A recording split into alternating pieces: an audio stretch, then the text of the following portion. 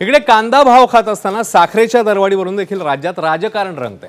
साखरेच्या दरवाढीत 22 ते 25 हजार कोटींचा घोटाळा झालाय असा आरोप शेतकरी नेते राजू शेट्टी यांनी केलाय। तर साखरेची साठेबाजी रोखण्याकरता काही जिल्ह्यांमध्ये तपासणी पथकांची नियुक्ती करण्यात आली आहे। साखर विक्रेते आणि पुरवठादारांनी 15 दिवस पुरेल इतका जास्तीत जास्त साठा करण्याचे आदेश सोलापुरात दिले। अचानक दरवाढीमुळे सावध झालेल्या केंद्र सरकारने साखर आयातीच्या नियमात बदल केला। टॅरिफ रेट कोट्यांतर्गत आयात केलेली रिफाइंड साखर 2 महिन्यांमध्ये विकणं आता बंधनकारक असेल।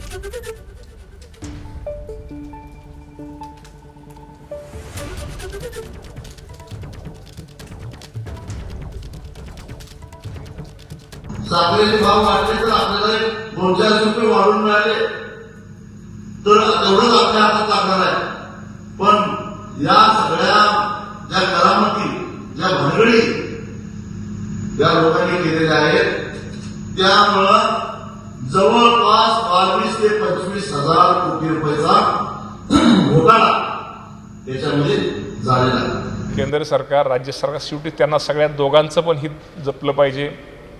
शेवटी ग्राहक पण महत्त्वाचा आहे, शेतकरी पण महत्त्वाचा आहे आणि शेतकऱ्याला पण चांगल्या प्रकारचा बाजारभाव मिळाला पाहिजे। खरं तर शेतकऱ्यांच्या आम्ही केंद्रीय आपले मंत्री अमित शहा साहेबांना पण आम्ही त्यांना विनंती केलेली की जी साखरेचा जी किंमत आहे ती तो आपण त्या आधारभूत किंमतच त्याचं खरं तर MSP आपण म्हणतो त्याला ती किंमत जर थोडी वाढवली तर निश्चित त्याचा शेतकऱ्यांना फायदा होईल।